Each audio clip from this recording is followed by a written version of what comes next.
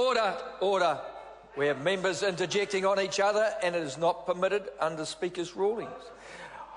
I call the Honourable Member Jacinda Ardern, and to advise the House that this is a split call. Can I take their one? Yeah, go for it. I have... I'm going to go for 10 minutes, Mr Speaker. If you buzz me at 5, then I'll know it's split, and if it's not, then we'll notice it. With the Mana Party. Mr Speaker, look, it is my pleasure to rectify some of the absolute rot that's been flying around this House, not least the last call taken by someone who purported to be a part of the education system and who claimed that there was no testing in our education system under Labor.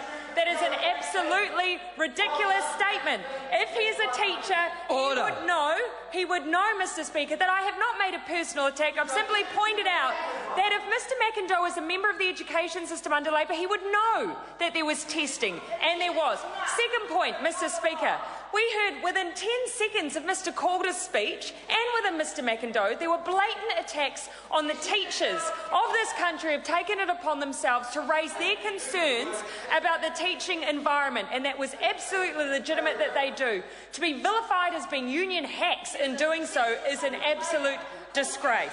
Mr Speaker, the point I want to come to is this.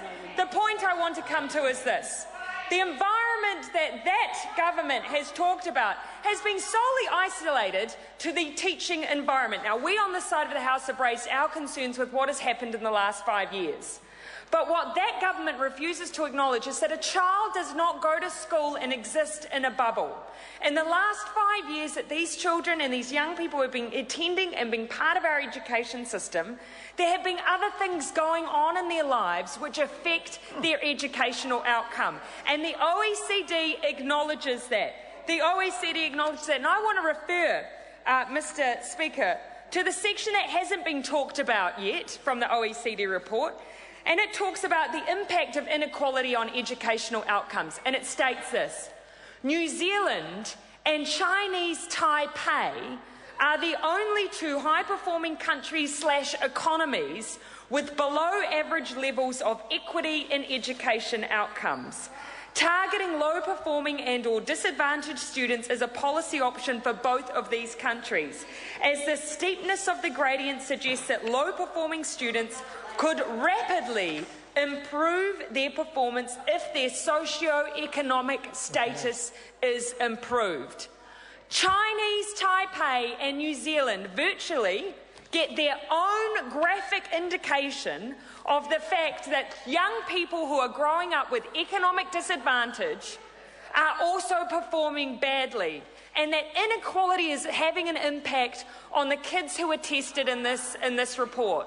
So if that government wants to stand there and say that the last 5 years hasn't mattered, they clearly have absolutely no idea about the reality that these kids are growing up with.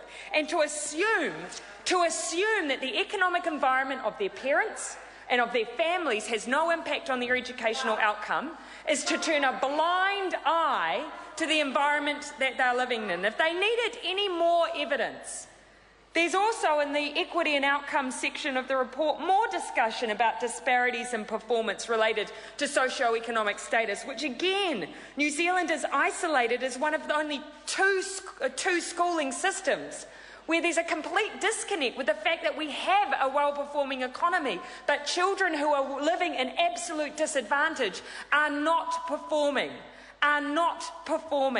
This is part of the problem. There is a lot more going on in our education system that is being talked about by Chris Hipkins, but for that government to ignore that their 5 years of government hasn't had an impact on those children is an absolute disgrace. Because what kind of outcomes does it lead to? Well, we know from the reports that have come out of MSD that material deprivation includes access to educational tools.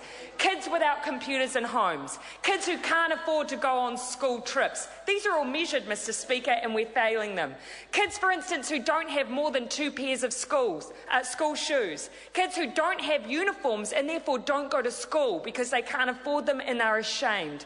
Children who don't have enough food to take to school and sometimes stay at home because of it as well. And if this government was serious about improving educational outcome, it would support Mana's Food in Schools bill. It would support that bill to demonstrate that it worried about the environment that these children are growing up in. But clearly that they think it's all down to the fact that teachers are part of a union. That somehow has been the failure of our educational system. That government needs to acknowledge the environment that young people are experiencing, and then perhaps we might see some educational improvements. Mr. Speaker. I call the honourable member Honi Harawira. Tēnā koe. Tēnā koe, Mr. Speaker.